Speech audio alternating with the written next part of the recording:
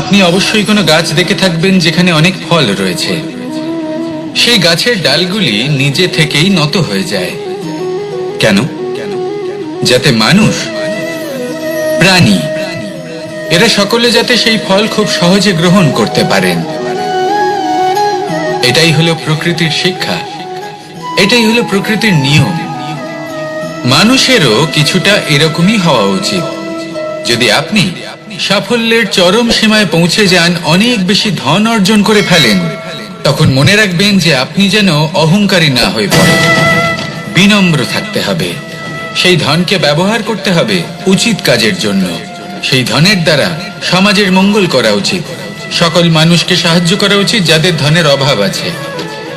যদি ধনী হওয়া সত্ত্বেও আপনি ধনের সদ্ব্যবহার এই সমাজের মঙ্গলের জন্য, তার ভালোর জন্য না করেন, যদি আপনি ধন দান না করেন, তাহলে এই ধন অহংকার রূপী বিষে পরিণত হয়ে আপনাকেই নাশ করবে।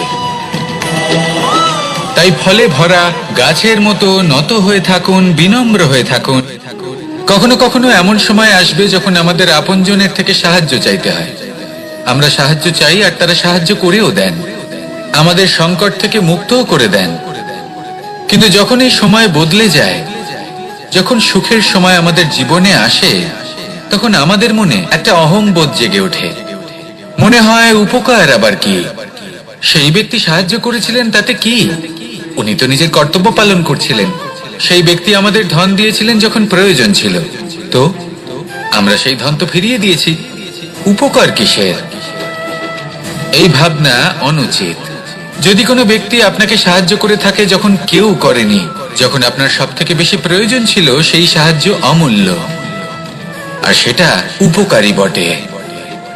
যদি কেউ উপকার করেন, তাহলে বিনম্র চিত্তে ভালোবেসে আজীবন তার উপকারের প্রতি কৃতজ্ঞ থাকুন। কারণ সত্যি কথা বলতে এই সংসারে উপকার করার মতো ব্যক্তি খুব কম রয়েছেন, আর উপকারের কথা মনে রাখেন এমন কৃতজ্ঞ ব্যক্তি আরো কম।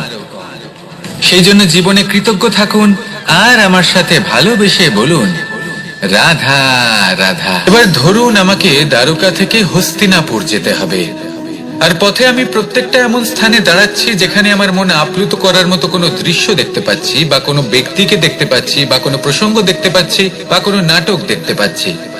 তাহলে কি আমি কখনো হস্তিনাপুরে উচিত সময়ে পৌঁছতে পারবো? কখনোই নয়। মানুষকেও ঠিক এই কথাটাই মাথায় রাখতে হবে। মানুষ মনের মধ্যে একটা লক্ষ্য স্থির করেন, সেই পথে অগ্রসর হয়ে পড়েন।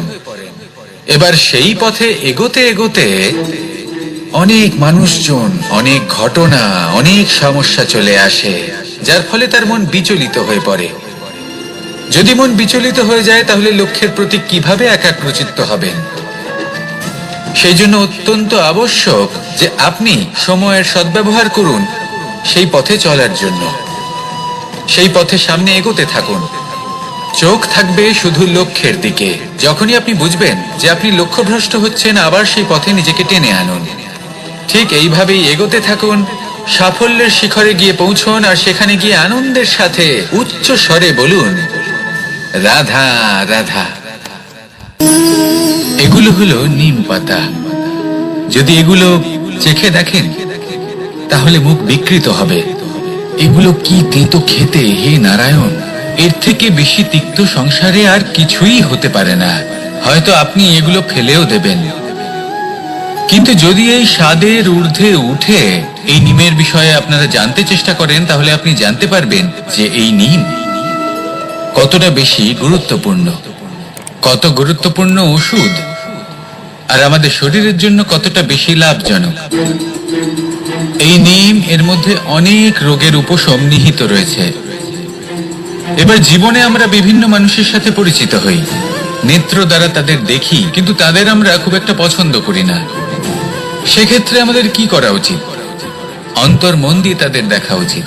ওনাদের রূপ রং নয়, ওনাদের ব্যবহার, ওনাদের গুণাবলী দেখা উচিত। কারণ হতে পারে ঠিক যেমন নিম পাতা বাস্তবে খুব তেতো কিন্তু আমাদের শরীরের পক্ষে লাভজনক, সেইভাবেই এইসব মানুষ যাদের দেখলে আমাদের ভালো লাগে না, যাদের রূপ রং আমাদের পছন্দ হয় না, হয়তো সেই মানুষগুলোই আমাদের জীবনকে পূর্ণরূপে পাল্টে দিতে পারেন। হতে পারে তাদের মধ্যে এমন ক্ষমতা রয়েছে, আমাদের সুখ, শান্তি, প্রেরণা প্রদান করতে পারেন, আমাদের দুঃখ হরণ করতে পারেন, আমাদের পথ দেখাতে পারেন। সেই জন্য যখনই কোনো ব্যক্তিকে দেখবেন, চর্মচক্ষু নয় অন্তর্মন দিয়ে দেখবেন, রূপ রং নয় গুণাবলী দেখবেন, মানুষকে আরো ভালোভাবে বুঝতে পারবেন। আর এই মন প্রসন্ন হয়ে বলবে, রাধা। আমি দ্বারকাধীশ এবং আমার সভাতে বিভিন্ন সময় বিভিন্ন ধরনের মানুষ আসেন, নিজেদের দাবি নিয়ে, নিজেদের ইচ্ছে নিয়ে। কখনো কেউ ভোজন চান, আবার কখনো কেউ ওষুধ, কখনো কেউ বস্তু চান, কেউ আবার চান বস্ত্র। কারোর জ্ঞান চাই, কারোর ধন চাই, আবার কারোর বাসস্থান। অনেক সময় আমি এই অনুরোধ, এই ইচ্ছে পূর্ণ করি না। এবার আপনি এটা ভাবতেই পারেন যে কৃষ্ণ তো তাহলে লোভী, ওর কাছে তো সবকিছুই রয়েছে, তারপরেও সে নিজের প্রজার ইচ্ছে পূর্ণ করে না, তাদের সমস্যাগুলি বুঝতে পারে না, তাদের সুখ স্বাচ্ছন্দ্য প্রদান করে না। আসল সত্য হলো এটাই যে কোনো সবল ব্যক্তি, যে কোনো গৃহস্থ ব্যক্তি যে কাজ করতে সক্ষম, তার পরিশ্রম দ্বারাই নিজের প্রয়োজনগুলি এবং ইচ্ছেগুলি পূরণ করা উচিত। এটা অত্যন্ত প্রয়োজনীয়। আর এগুলো তিনি করতে পারেন শিল্প, ব্যবসা, আচরণ অথবা জ্ঞানের ভিত্তিতে। এই পথে চলতে হবে, পরিশ্রম করতে হবে, তবেই সে কিছু অর্জন করতে পারবে। এবার এমন কোনো ব্যক্তি যার এই সব কিছুতে কোনো রুচি নেই, যে কিছুই করতে চায় না, সে কিছুই অর্জন করতে পারবে না। এবার এরকম কোনো ব্যক্তিকে যদি আমি কোনো বস্তু প্রদান করি, তাহলে কি হবে? সে পরাধীন হয়ে যাবে, আর সেটা উচিত হবে না। তাহলে কি করা উচিত? তাকে পথ দেখানো, তাকে বোঝাতে হবে যে কোন পথে চলে তুমি নিজের লক্ষ্য প্রাপ্ত করতে পারবে। শিল্প, জ্ঞান, আচরণ এবং ব্যবসা, এই পথে কিভাবে চলে সেটা শেখাতে হবে। আর আমি সেটাই করি। তার ফলে কি হয়? ব্যক্তি স্বাধীন হয়ে যায়। সংসারে সে যা চাইবে তাই প্রাপ্ত করতে পারবে, কখনো কারোর থেকে কিছু চাইবার প্রয়োজন পড়বেই না। এই কথাটা সবসময় মনে রাখবেন। যখনই দান করবেন, তা ভাবনা চিন্তা করে এমন ভাবে দান করবেন যাতে সামনের ব্যক্তি স্বাধীন হতে পারেন, পরাধীন নয়। আসুন আমার সাথে ভালোবেসে বলুন, রাধা রাধা।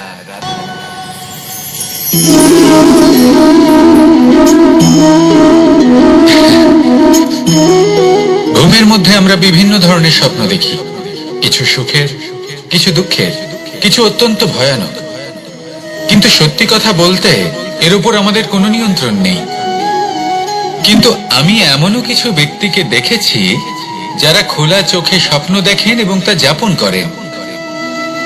নিজেদের একটা আলাদা স্বপ্নের নগরী আছে ওনাদের, সেখানেই জীবন যাপন করেন। আসল বাস্তবটা কি তাতে ওনাদের কিছুই যায় আসে না। এমন কিছু মানুষ আছেন যাদের কাছে বিন্দুমাত্র জ্ঞান নেই। সে না হয় ঠিক আছে, কিন্তু জ্ঞান এমন ভাবে প্রদান করবেন যে মনে হবে সংসারের সমস্ত জ্ঞান তাদের কাছেই রয়েছে। এমন কিছু মানুষ আছেন যারা ভালোবাসতে জানেন না, আর তাও আমি মেনে নিলাম। কিন্তু কথা এমন ভাবে বলবেন তাতে মনে হবে যেন প্রেমের বিষয়ে সবকিছু শুধুমাত্র ইনিই জানেন। এবার আমি এমন কথা অবশ্যই বলছি না যে আপনি এরকম করেন, কিন্তু যদি কোনো ব্যক্তি এরকম করেন, তাহলে তার এটা মাথায় রাখা উচিত যে সেই ব্যক্তি অন্য কারোর সাথে নয়, নিজের সাথে অনুচিত করছেন। কারণ এমন কাজ করে উনি নিজের দোষ, নিজের অপগুণ সংসারের কাছে নয়, নিজের কাছে লুকোচ্ছেন। আপনি যদি নিজেকে বুঝতে না পারেন, সম্পূর্ণরূপে নিজেকে আকলন না করেন, নিজের অপগুণ, নিজের দোষ পূর্ণরূপে না বুঝতে পারেন, তাহলে এটা কি করে বুঝবেন যে নিজেকে কিভাবে শুধরে নিতে হবে? আপনাকে নিজের সত্য স্বীকার করতেই হবে, তারপরেই আপনি নিজেকে পরিবর্তন করতে পারবেন। তাহলে স্বপ্নে নয়, বাস্তবে বাঁচুন। বিগত দিনের কিছু কথা মনে পড়ে গেল। এক অদ্ভুত ঘটনা যা অমূল্য শিক্ষা দিয়ে যেতে পারে। বিষয় হলো যক্ষের সাথে যুধিষ্ঠিরের কথোপকথন। একবার যক্ষ যুধিষ্ঠিরকে জিজ্ঞেস করলেন, ওনাকে বললেন যে আমার কিছু প্রশ্নের উত্তর যদি আপনি দিতে পারেন তাহলে আমি আপনার বাকি ভ্রাতাগণকে আবার জীবিত করে তুলব। সেগুলোর মধ্যে খুব গুরুত্বপূর্ণ আর কঠিন একটা প্রশ্ন ছিল, এই সংসারে সব থেকে শ্রেষ্ঠ আশ্চর্য কোনটি? এই প্রশ্ন আমি আপনাকে জিজ্ঞেস করছি। এবার কেউ বলবেন স্বর্ণ দ্বারা নির্মিত লঙ্কা, এটি হলো সংসারের সব থেকে বড় আশ্চর্য। কেউ বলবেন বরফে ঢাকা সেই পর্বত যা আকাশ স্পর্শ করে। কেউ বলবেন সেই সমুদ্র যার গভীরতা মাপা অসম্ভব ব্যাপার। কেউ বলবেন সেই বায়ু যা আমরা দেখতে পাই না কিন্তু তা আমাদের জীবন দান করে। সংসারের সব থেকে বড় আশ্চর্য কি, সেই প্রশ্নের উত্তর যুধিষ্ঠির দিয়েছিলেন, আর তা ছিল শ্রেষ্ঠ উত্তর এবং উচিত। উনি বলেছিলেন যে সংসারে প্রতিদিন কোনো ব্যক্তি জন্ম লাভ করেন আর কোনো ব্যক্তি মৃত্যুও লাভ করেন।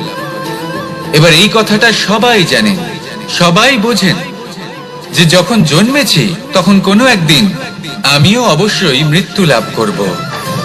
এবার যখন এই কথা প্রত্যেকটা মানুষ জানেন, তখন কেন প্রত্যেক মানুষ এই চিন্তায় থাকেন, এই নিয়ে কষ্ট পান, এই নিয়ে ব্যাকুল হয়ে থাকেন যে উনি একদিন মৃত্যু লাভ করবেন, তার থেকে দূরে পালাতে চেষ্টা করেন? বলেন যে আমি মৃত্যু লাভ করতে চাই না। কেন? যেখানে কোনো না কোনো দিন এটা অবশ্যই হবে। এ হলো ব্রহ্ম সত্য। এই যে ব্যাকুলতা, এই ভয়, এই যন্ত্রণা, এই চিন্তা তার মনকে বাঁচতেই দেয় না, এই জীবন অনুভবই করতে দেয় না। সেই জন্য এই চিন্তা, ব্যাকুলতা, ভয় এসবের কি লাভ? কোনো লাভ নেই।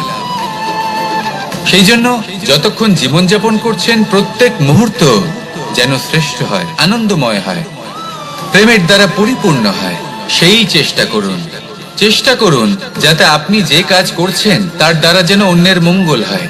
এই প্রচেষ্টাই আপনার জীবনকে প্রসন্নতা আর প্রেম দ্বারা ভরিয়ে তুলবে। এই মন সুপ্রসন্ন হয়ে বলবে রাধা রাধা। এবার যদি আপনাকে জিজ্ঞেস করা হয় যে সব থেকে বেশি শক্তির অনুভব কোথা থেকে করা সম্ভব, তখন কেউ কেউ বলবেন পুষ্টিকর আহার গ্রহণ করলে, ব্যায়াম করলে। কেউ বলবেন ধন লাভ করলে, বন্ধুদের থেকে, পরিবারের থেকে আদি ইত্যাদি। এইভাবে আপনি শক্তির অনুভব অবশ্যই করতে পারেন, কিন্তু সব থেকে বেশি শক্তির অনুভব যদি আপনি করতে চান তাহলে তা পাবেন শুধু একতার দ্বারা, সংগঠনের দ্বারা। যদি আপনাকে উদাহরণ দিই, নিজের এই হাতটাকে দেখুন, 5টা আঙুল রয়েছে। কোনো একটা বস্তুকে নিজের একটা আঙুল দ্বারা তুলে ধরার চেষ্টা করে দেখুন, বড়ই কষ্ট হবে। তখন আপনি বুঝতে পারবেন যখন এই 5টি আঙুল একত্রিত হয় তখন কোনো কাজ কতটা সহজ হতে পারে। এটাই হলো শক্তি, একতা। সব থেকে ভালো উদাহরণ যদি আপনাকে দিই তাহলে বাঁশি। এই বাঁশি থেকে অত্যন্ত মধুর সুর নির্গত হয় যা সবার মন প্রসন্ন করে দেয়। এই কথা সত্যি, কিন্তু এই বাঁশি আমি একটা বা দুটো আঙুল দিয়ে বাজাতে পারবো না। আমাকে প্রত্যেকটা আঙুল ব্যবহার করতেই হবে, তবেই এর থেকে মধুর সুর নির্গত হবে যা সকলকে প্রসন্ন করবে। ঠিক কিনা? ঠিক এইভাবেই যদি আপনি চান যে আপনার জীবনরূপী বাঁশি থেকেও মধুর সুর নির্গত হোক বা সবার মনকে প্রসন্ন করে তুলুক, তাহলে আপনাকেও জীবনে একতা নিয়ে আসতেই হবে। আপনি একাও কর্ম করতে পারেন, পথ চলতেও পারেন, সামনেও এগোতে পারেন, সাফল্যও লাভ করতে পারেন। কিন্তু যখন সকলে একসাথে এগোবেন, সেই পথে চলবেন, সেই কর্মই করবেন, তখন লক্ষ্যে অবশ্যই পৌঁছবেন, সাফল্য অবশ্যই লাভ করবেন। কিন্তু সেই সাফল্য এবং তার আনন্দর সংমিশ্রণটাই একটু অন্যরকম হবে। তাই জীবনে ঐক্যবদ্ধ হন, একসাথে মিলে এগোতে থাকুন, আর আমার সাথে ভালোবেসে বলুন রাধা রাধা। 2 ধরনের আবেগ রয়েছে যার কোনো মূল্য নেই। আমার কথার অর্থ এটা নয় যে এদের কোনো গুরুত্ব নেই, গুরুত্ব যথেষ্টই রয়েছে, শুধু এদের জন্য আপনাকে কোনো মূল্য দিতে হয় না। প্রথম আবেগ হলো আনন্দ, প্রসন্নতা। এটা আপনি যে কোনো জায়গায় খুঁজে পেতে পারেন যদি আপনি খুঁজে পেতে চান। আপনি কোনো পুষ্পের সৌন্দর্য দেখে প্রসন্ন হতে পারেন। বায়ুর কারণে যখন একটি বৃক্ষ শিহরিত হয় সেটা দেখে আপনি প্রসন্ন হতে পারেন। একটা ছোট্ট শিশুর কলরব শুনেও আপনি প্রসন্ন হতে পারেন। একটা ক্রন্দনরত বালককে হাসিয়ে আপনি প্রসন্ন হতে পারেন। সবকিছু আপনার উপর নির্ভরশীল। সেখানে আরেকটি আবেগ হলো দুশ্চিন্তা। মানুষ বড়ই দুশ্চিন্তা করতে থাকে। আজ আমি এই কাজ করেছি, সেই বিষয়ে চিন্তা। আজ আমি এই কাজ করতে পারিনি, সেই বিষয়ে চিন্তা। কাল আমাকে এই কাজ করতে হবে, সেই নিয়ে চিন্তা। আমি কি সেই কাজটা করতে পারবো, সেই বিষয়ে দুশ্চিন্তা। চিন্তা সর্বত্র রয়েছে, যার জন্য মূল্য দিতে হয় না। যত চান আপনি একত্রিত করতে পারেন।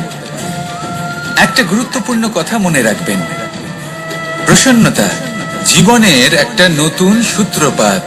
সেখানে দুশ্চিন্তা হলো জীবনের চিতার সময়। এবার এই দুটি আবেগ হলো মূল্যহীন, দুটোই আপনার সামনে আছে। কোনটা চয়ন করবেন আপনি, দুশ্চিন্তা নাকি প্রসন্নতা? সিদ্ধান্ত। আপনি অবশ্যই কোনো গাছ দেখে থাকবেন যেখানে অনেক ফল রয়েছে। সেই গাছের ডালগুলি নিজে থেকেই নত হয়ে যায়। কেন? যাতে মানুষ, প্রাণী, এরা সকলে যাতে সেই ফল খুব সহজে গ্রহণ করতে পারেন। এটাই হলো প্রকৃতির শিক্ষা, এটাই হলো প্রকৃতির নিয়ম। মানুষেরও কিছুটা এরকমই হওয়া উচিত। যদি আপনি সাফল্যের চরম সীমায় পৌঁছে যান, অনেক বেশি ধন অর্জন করে ফেলেন, তখন মনে রাখবেন যে আপনি যেন অহংকারী না হয়ে পড়েন। বিনম্র থাকতে হবে। সেই ধনকে ব্যবহার করতে হবে উচিত কাজের জন্য। সেই ধনের দ্বারা সমাজের মঙ্গল করা উচিত। সকল মানুষকে সাহায্য করা উচিত যাদের ধনের অভাব আছে।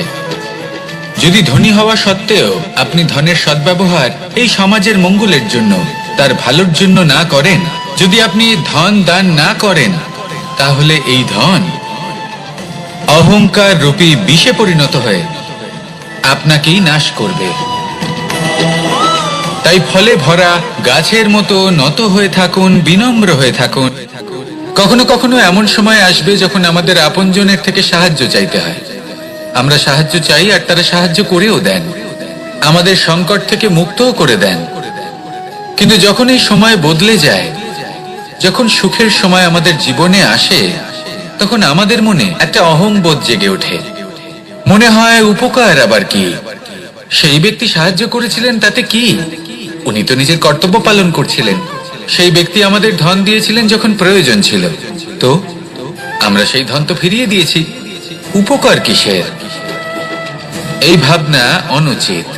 যদি কোনো ব্যক্তি আপনাকে সাহায্য করে থাকে যখন কেউ করেনি, যখন আপনার সব থেকে বেশি প্রয়োজন ছিল, সেই সাহায্য অমূল্য, আর সেটা উপকারী বটে। যদি কেউ উপকার করেন, তাহলে বিনম্র চিত্তে ভালোবেসে আজীবন তার উপকারের প্রতি কৃতজ্ঞ থাকুন। কারণ সত্যি কথা বলতে এই সংসারে উপকার করার মতো ব্যক্তি খুব কম রয়েছেন, আর উপকারের কথা মনে রাখেন এমন কৃতজ্ঞ ব্যক্তি আরো কম। সেই জন্য জীবনে কৃতজ্ঞ থাকুন আর আমার সাথে ভালোবেসে বলুন, রাধা রাধা। এবার ধরুন আমাকে দ্বারকা থেকে হস্তিনাপুর যেতে হবে, আর পথে আমি প্রত্যেকটা এমন স্থানে দাঁড়াচ্ছি যেখানে আমার মন আপ্লুত করার মতো কোনো দৃশ্য দেখতে পাচ্ছি, বা কোনো ব্যক্তিকে দেখতে পাচ্ছি, বা কোনো প্রসঙ্গ দেখতে পাচ্ছি, বা কোনো নাটক দেখতে পাচ্ছি। তাহলে কি আমি কখনো হস্তিনাপুরে উচিত সময়ে পৌঁছতে পারবো? কখনোই নয়। মানুষকেও ঠিক এই কথাটাই মাথায় রাখতে হবে। মানুষ মনের মধ্যে একটা লক্ষ্য স্থির করেন, সেই পথে অগ্রসর হয়ে পড়েন। এবার সেই পথে এগোতে এগোতে অনেক মানুষজন, অনেক ঘটনা, অনেক সমস্যা চলে আসে, যার ফলে তার মন বিচলিত হয়ে পড়ে। যদি মন বিচলিত হয়ে যায়, তাহলে লক্ষ্যের প্রতি কিভাবে একাগ্রচিত্ত হবেন? সেই জন্য অত্যন্ত আবশ্যক যে আপনি সময়ের সদ্ব্যবহার করুন সেই পথে চলার জন্য। সেই পথে সামনে এগোতে থাকুন, চোখ থাকবে শুধু লক্ষ্যের দিকে। যখনই আপনি বুঝবেন যে আপনি লক্ষ্যভ্রষ্ট হচ্ছেন, আবার সেই পথে নিজেকে টেনে আনুন। ঠিক এইভাবেই এগোতে থাকুন, সাফল্যের শিখরে গিয়ে পৌঁছন, আর সেখানে গিয়ে আনন্দের সাথে উচ্চ স্বরে বলুন, রাধা রাধা। এগুলো হলো নিম পাতা। যদি এগুলো চেখে দেখেন তাহলে মুখ বিকৃত হবে।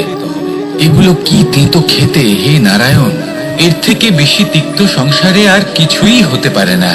হয়তো আপনি এগুলো ফেলেও দেবেন, কিন্তু যদি এই স্বাদের ঊর্ধ্বে উঠে এই নিমের বিষয়ে আপনারা জানতে চেষ্টা করেন, তাহলে আপনি জানতে পারবেন যে এই নিম কতটা বেশি গুরুত্বপূর্ণ, কত গুরুত্বপূর্ণ ওষুধ, আর আমাদের শরীরের জন্য কতটা বেশি লাভজনক।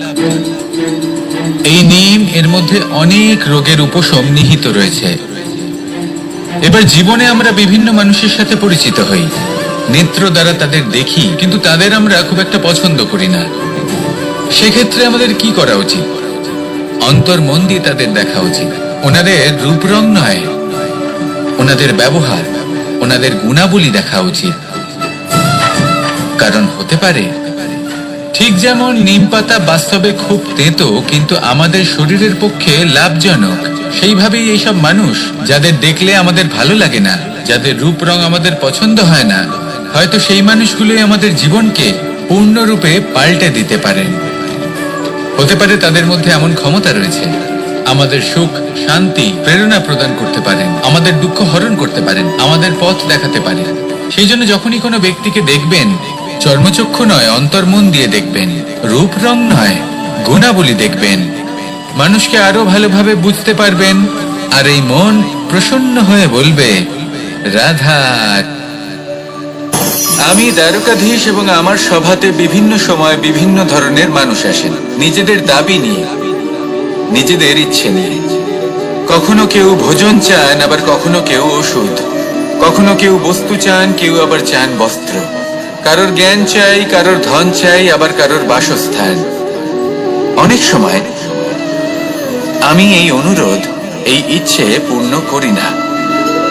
এবার আপনি এটা ভাবতেই পারেন যে কৃষ্ণ তো তাহলে লোভী, ওর কাছে তো সবকিছুই রয়েছে, তারপরেও সে নিজের প্রজার ইচ্ছে পূর্ণ করে না, তাদের সমস্যাগুলি বুঝতে পারে না, তাদের সুখ স্বাচ্ছন্দ্য প্রদান করে না।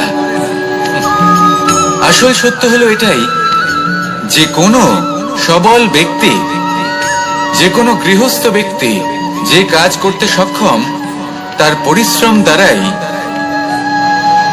নিজের প্রয়োজনগুলি এবং ইচ্ছেগুলি পূরণ করা উচিত।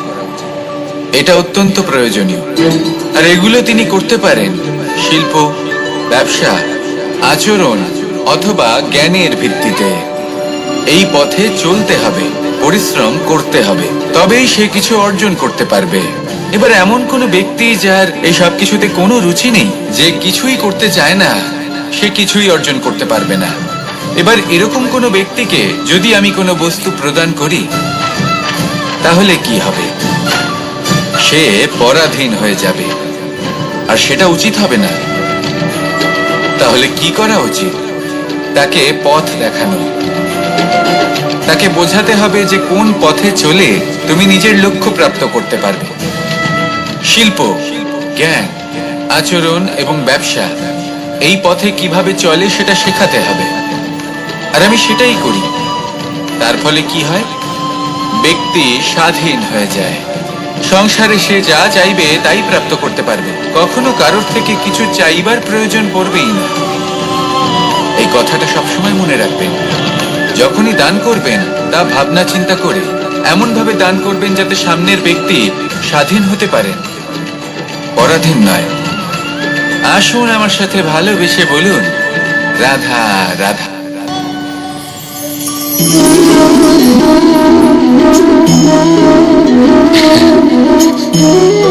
ঘুমের মধ্যে আমরা বিভিন্ন ধরনের স্বপ্ন দেখি, কিছু সুখের, কিছু দুঃখের, কিছু অত্যন্ত ভয়ানক। কিন্তু সত্যি কথা বলতে এর উপর আমাদের কোনো নিয়ন্ত্রণ নেই। কিন্তু আমি এমনও কিছু ব্যক্তিকে দেখেছি যারা খোলা চোখে স্বপ্ন দেখেন এবং তা যাপন করেন। নিজেদের একটা আলাদা স্বপ্ন নগরী আছে ওনাদের, সেখানেই জীবন যাপন করেন। আসল বাস্তবটা কি তাতে ওনাদের কিছুই যায় আসে না। এমন কিছু মানুষ আছেন যাদের কাছে বিন্দুমাত্র জ্ঞান নেই। সে না হয় ঠিক আছে, কিন্তু জ্ঞান এমন ভাবে প্রদান করবেন যে মনে হবে সংসারের সমস্ত জ্ঞান তাদের কাছেই রয়েছে। এমন কিছু মানুষ আছেন যারা ভালোবাসতে জানেন না, আর তাও আমি মেনে নিলাম। কিন্তু কথা এমন ভাবে বলবেন তাতে মনে হবে যেন প্রেমের বিষয়ে সবকিছু শুধুমাত্র ইনিই জানেন। এবার আমি এমন কথা অবশ্যই বলছি না যে আপনি এরকম করেন, কিন্তু যদি কোনো ব্যক্তি এরকম করেন তাহলে তার এটা মাথায় রাখা উচিত যে সেই ব্যক্তি অন্য কারোর সাথে নয়, নিজের সাথে অনুচিত করছেন। কারণ এমন কাজ করে উনি নিজের দোষ, নিজের অপগুণ সংসারের কাছে নয়, নিজের কাছে লুকোচ্ছেন। আপনি যদি নিজেকে বুঝতে না পারেন, সম্পূর্ণরূপে নিজেকে আকলন না করেন, নিজের অপগুণ, নিজের দোষ পূর্ণরূপে না বুঝতে পারেন, তাহলে এটা কি করে বুঝবেন যে নিজেকে কিভাবে শুধরে নিতে হবে? আপনাকে নিজের সত্য স্বীকার করতেই হবে, তারপরেই আপনি নিজেকে পরিবর্তন করতে পারবেন। তাহলে স্বপ্নে নয়, বাস্তবে বাঁচুন। বিগত দিনের কিছু কথা মনে পড়ে গেল, এক অদ্ভুত ঘটনা যা অমূল্য শিক্ষা দিয়ে যেতে পারে। বিষয় হলো যক্ষের সাথে যুধিষ্ঠিরের কথোপকথন। একবার যক্ষ যুধিষ্ঠিরকে জিজ্ঞেস করলেন, ওনাকে বললেন যে আমার কিছু প্রশ্নের উত্তর যদি আপনি দিতে পারেন তাহলে আমি আপনার বাকি ভ্রাতাগণকে আবার জীবিত করে তুলব। সেগুলোর মধ্যে খুব গুরুত্বপূর্ণ আর কঠিন একটা প্রশ্ন ছিল, এই সংসারে সব থেকে শ্রেষ্ঠ আশ্চর্য কোনটি? এই প্রশ্ন আমি আপনাকে জিজ্ঞেস করছি। এবার কেউ বলবেন স্বর্ণ দ্বারা নির্মিত লঙ্কা, এটি হলো সংসারের সব থেকে বড় আশ্চর্য। কেউ বলবেন বরফে ঢাকা সেই পর্বত যা আকাশ স্পর্শ করে। কেউ বলবেন সেই সমুদ্র যার গভীরতা মাপা অসম্ভব ব্যাপার। কেউ বলবেন সেই বায়ু যা আমরা দেখতে পাই না, কিন্তু তা আমাদের জীবন দান করে। সংসারের সব থেকে বড় আশ্চর্য কি, সেই প্রশ্নের উত্তর যুধিষ্ঠির দিয়েছিলেন, আর তা ছিল শ্রেষ্ঠ উত্তর এবং উচিত। উনি বলেছিলেন যে সংসারে প্রতিদিন কোনো ব্যক্তি জন্ম লাভ করেন আর কোনো ব্যক্তি মৃত্যুও লাভ করেন। এবার এই কথাটা সবাই জানেন, সবাই বোঝেন যে যখন জন্মেছি তখন কোনো একদিন আমিও অবশ্যই মৃত্যু লাভ করব। এবার যখন এই কথা প্রত্যেকটা মানুষ জানেন, তখন কেন প্রত্যেক মানুষ এই চিন্তায় থাকেন, এই নিয়ে কষ্ট পান, এই নিয়ে ব্যাকুল হয়ে থাকেন যে উনি একদিন মৃত্যু লাভ করবেন, তার থেকে দূরে পালাতে চেষ্টা করেন? বলেন যে আমি মৃত্যু লাভ করতে চাই না। কেন? যেখানে কোনো না কোনো দিন এটা অবশ্যই হবে। এ হলো ব্রহ্ম সত্য। এই যে ব্যাকুলতা, এই ভয়, এই যন্ত্রণা, এই চিন্তা তার মনকে বাঁচতেই দেয় না, এই জীবন অনুভবই করতে দেয় না। সেই জন্য এই চিন্তা, ব্যাকুলতা, ভয় এসবের কি লাভ? কোনো লাভ নেই। সেই জন্য যতক্ষণ জীবনযাপন করছেন প্রত্যেক মুহূর্ত যেন শ্রেষ্ঠ হয়, আনন্দময় হয়, প্রেমের দ্বারা পরিপূর্ণ হয়, সেই চেষ্টা করুন। চেষ্টা করুন যাতে আপনি যে কাজ করছেন তার দ্বারা যেন অন্যের মঙ্গল হয়। এই প্রচেষ্টাই আপনার জীবনকে প্রসন্নতা আর প্রেম দ্বারা ভরিয়ে তুলবে। এই মন সুপ্রসন্ন হয়ে বলবে রাধা রাধা। এবার যদি আপনাকে জিজ্ঞেস করা হয় যে সব থেকে বেশি শক্তির অনুভব কোথা থেকে করা সম্ভব, তখন কেউ কেউ বলবেন পুষ্টিকর আহার গ্রহণ করলে, ব্যায়াম করলে। কেউ বলবেন ধন লাভ করলে, বন্ধুদের থেকে, পরিবারের থেকে, আদি ইত্যাদি। এইভাবে আপনি শক্তির অনুভব অবশ্যই করতে পারেন, কিন্তু সব থেকে বেশি শক্তির অনুভব যদি আপনি করতে চান তাহলে তা পাবেন শুধু একতার দ্বারা, সংগঠনের দ্বারা। যদি আপনাকে উদাহরণ দিই, নিজের এই হাতটাকে দেখুন, 5টা আঙুল রয়েছে। কোনো একটা বস্তুকে নিজের একটা আঙুল দ্বারা তুলে ধরার চেষ্টা করে দেখুন, বড়ই কষ্ট হবে।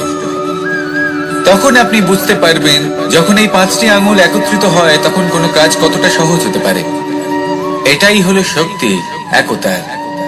সব থেকে ভালো উদাহরণ যদি আপনাকে দিই তাহলে বাঁশি। এই বাঁশি থেকে অত্যন্ত মধুর সুর নির্গত হয় যা সবার মন প্রসন্ন করে দেয়। এই কথা সত্যি, কিন্তু এই বাঁশি আমি একটা বা দুটো আঙুল দিয়ে বাজাতে পারবো না।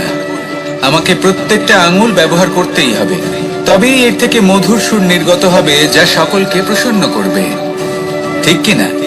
ঠিক এইভাবেই যদি আপনি চান যে আপনার জীবনরূপী বাঁশি থেকেও মধুর সুর নির্গত হোক বা সবার মনকে প্রসন্ন করে তুলুক, তাহলে আপনাকেও জীবনে একতা নিয়ে আসতেই হবে। আপনি একাও কর্ম করতে পারেন, পথ চলতেও পারেন, সামনেও এগোতে পারেন, সাফল্যও লাভ করতে পারেন। কিন্তু যখন সকলে একসাথে এগোবেন, সেই পথে চলবেন, সেই কর্মই করবেন, তখন লক্ষ্যে অবশ্যই পৌঁছবেন, সাফল্য অবশ্যই লাভ করবেন। কিন্তু সেই সাফল্য এবং তার আনন্দর সংমিশ্রণটাই একটু অন্যরকম হবে। তাই জীবনে ঐক্যবদ্ধ হন, একসাথে মিলে এগোতে থাকুন, আর আমার সাথে ভালোবেসে বলুন, রাধা রাধা। দুই ধরনের আবেগ রয়েছে যার কোনো মূল্য নেই। আমার কথার অর্থ এটা নয় যে এদের কোনো গুরুত্ব নেই, গুরুত্ব যথেষ্টই রয়েছে, শুধু এদের জন্য আপনাকে কোনো মূল্য দিতে হয় না। প্রথম আবেগ হলো আনন্দ, প্রসন্নতা। এটা আপনি যে কোনো জায়গায় খুঁজে পেতে পারেন যদি আপনি খুঁজে পেতে চান। আপনি কোনো পুষ্পের সৌন্দর্য দেখে প্রসন্ন হতে পারেন, বায়ুর কারণে যখন একটি বৃক্ষ শিহরিত হয় সেটা দেখে আপনি প্রসন্ন হতে পারেন, একটা ছোট্ট শিশুর কলরব শুনেও আপনি প্রসন্ন হতে পারেন, একটা ক্রন্দনরত বালককে হাসিয়ে আপনি প্রসন্ন হতে পারেন। সবকিছু আপনার উপর নির্ভরশীল। সেখানে আরেকটি আবেগ হলো দুশ্চিন্তা। মানুষ বড়ই দুশ্চিন্তা করতে থাকে। আজ আমি এই কাজ করেছি, সেই বিষয়ে চিন্তা। আজ আমি এই কাজ করতে পারিনি, সেই বিষয়ে চিন্তা। কাল আমাকে এই কাজ করতে হবে, সেই নিয়ে চিন্তা। আমি কি সেই কাজটা করতে পারবো, সেই বিষয়ে দুশ্চিন্তা। চিন্তা সর্বত্র রয়েছে, যার জন্য মূল্য দিতে হয় না। যত চান আপনি একত্রিত করতে পারেন। একটা গুরুত্বপূর্ণ কথা মনে রাখবেন, প্রসন্নতা জীবনের একটা নতুন সূত্রপাত। সেখানে দুশ্চিন্তা হলো জীবনের চিতার সমান। এবার এই দুটি আবেগ হলো মূল্যহীন, দুটোই আপনার সামনে আছে। কোনটা চয়ন করবেন আপনি, দুশ্চিন্তা নাকি প্রসন্নতা? সিদ্ধান্ত। কে পৌঁছানো অত্যন্ত কঠিন হয়। কেউ ভাবেন যে কেন এত কঠিন হয়, কেন এত কষ্ট করতে হয় লক্ষ্যে পৌঁছানোর জন্য। এই লক্ষ্য সরলভাবে কেন আমার কাছে চলে আসে না? চলুন আপনাকে একটা কথা বলি, যদি আপনার লক্ষ্য কঠিন না হয় তাহলে তাকে পাওয়া আপনার পক্ষে অসম্ভব হয়ে উঠবে। লক্ষ্যে পৌঁছানোর এই রাস্তায় আপনি যে কড়া রোদের সম্মুখীন হন, যার থেকে আপনি দূরে পালাতে চান, সেই রোদ আপনাকে প্রেরণা যোগায় যে আপনি এগোতে থাকুন। ভাবুন একজন যাত্রী যে কিনা নিজের লক্ষ্যের দিকে যাচ্ছেন, সেই পথে উনি যদি একটু ছায়া পেয়ে যান আর উনি ওখানে বিশ্রাম নেন, তাহলে তার সাথে তার ভাগ্য গভীর নিদ্রায় সেখানে বিলীন হয়ে যায়। তাই এই পরিশ্রমের করা রোদের থেকে কখনো দূরে পালাবেন না। জীবনে শুধু সামনে এগোতে থাকুন দৃঢ়তার সাথে। আর লক্ষ্য সরল হোক, কঠিন হোক বা অত্যাধিক কঠিন হোক, একটা কথা মনে রাখবেন, যে জীবনের লক্ষ্যে পৌঁছতে পেরেছে সে লক্ষ্য প্রাপ্তির জন্য আফসোস কখনোই করে না। রাধা রাধা। এই সংসারে সাফল্য লাভ করার জন্য জ্ঞানের প্রয়োজন হয়, পরিশ্রমের প্রয়োজন হয়, দৃঢ় নিষ্ঠার প্রয়োজন হয়, নিরন্তর চেষ্টা করা প্রয়োজনীয়। কিন্তু আরো কিছু আছে যা অত্যন্ত প্রয়োজনীয় এবং গুরুত্বপূর্ণ। তা হলো ভালো বন্ধু। তাদের থাকা অত্যন্ত প্রয়োজনীয়। যদি ভালো বন্ধু থাকে তাহলে সময় এলে তারা ঢাল হয়ে আপনাকে সুরক্ষা করবেন। সময় এলে অস্ত্রের মতো শত্রুকে সংহারও করবেন। যদি তিনি জ্ঞানী হন, তাদের মধ্যে সদ্গুণ থাকে, তাহলে এই সব গুণ আপনার মধ্যেও প্রবেশ করবে। তাহলে সাফল্যের জন্য ভালো বন্ধু পাওয়া অত্যন্ত প্রয়োজনীয়। কিন্তু শুধু বন্ধু কেন, ভালো শত্রুও থাকা প্রয়োজনীয়। এবার আপনি ভাববেন, আমি কি বললাম? যদি আপনার জীবনেও ভালো অর্থাৎ শক্তিশালী শত্রু থাকে, তাহলে আপনিও শক্তিশালী হতে থাকবেন। এই শত্রু আপনাকে প্রেরিত করবে আরো বেশি শক্তিশালী হয়ে ওঠার। কখনো কোনো হরিণকে দেখুন, তীব্র গতিতে দৌড়তে থাকে, কেন তীব্র গতিতে দৌড়য়? এই কারণে নয় যে কোথাও তার জন্য মধুর ঘাস অপেক্ষা করে রয়েছে, না, সে এই কারণে তীব্র গতিতে দৌড়য় কারণ সেটা না করলে তার পেছনে একটি সিংহ আছে যে ওকে নিজের ভোজন করে ফেলবে। তাই জীবনে বিপদ, সংকট, এই সবকিছুও হলো অত্যন্ত গুরুত্বপূর্ণ। তার সম্মুখীন হতে শিখুন আর আমার সাথে ভালোবেসে বলুন, রাধা রাধা। ধৈর্য, এই ধৈর্য কি কোনো গুণ, কোনো অনুভূতি, কোনো দৃষ্টিভঙ্গি? আমার জন্য ধৈর্য এক বাহন। আপনি হয়তো ভাবছেন এ কেমন বাহন? বাহন তো ঘোড়া হতে পারে, হাতি হতে পারে, উটও হতে পারে, কিন্তু ধৈর্যকে বাহন বানানো মানে? চলুন আপনাকে একটা কথা বোঝাই। পৃথিবীতে এমন কোনো বাহন নেই যে তার আরোহীকে আছড়ে ফেলেনি। সেটা উট হোক বা হাতি হোক বা ঘোড়া হোক, চলতে চলতে কখনো নড়বড় করেই বসে। তারপর সেই আরোহী পরে কারোর পায়, তারপর পরে তার নিজের নজরে। কিন্তু ধৈর্যরূপী বাহন কখনো কাউকে ফেলে না, কখনো না। না সেই আরোহী কারোর পায়ে পড়ে আর না তো নিজের নজরে। কারণ ধৈর্য আপনাকে বিবেক প্রদান করে, বিবেক আপনাকে পরিকল্পনায় সাহায্য করে, আর পরিকল্পনা প্রদান করে আপনাকে শক্তি, আপনার লক্ষ্যের দিকে অগ্রসর হওয়া। বুঝলেন? ধৈর্যকে সঙ্গে রাখুন, নিজেকে আরো ধৈর্যশীল করে তুলুন। এই ধৈর্যের সাহায্যে আরোহণ করে দেখুন কিভাবে এই বাহন আপনাকে আপনার গন্তব্যে পৌঁছে দেবে। রাধা রাধা। সংসারে এমন একটা ভ্রান্ত ধারণা রয়েছে যে সবকিছু ভাগ্যের দ্বারা পাওয়া যায়, কিন্তু ভাগ্য, প্রারব্ধ এ তো সকলের জন্যই সমান হয়।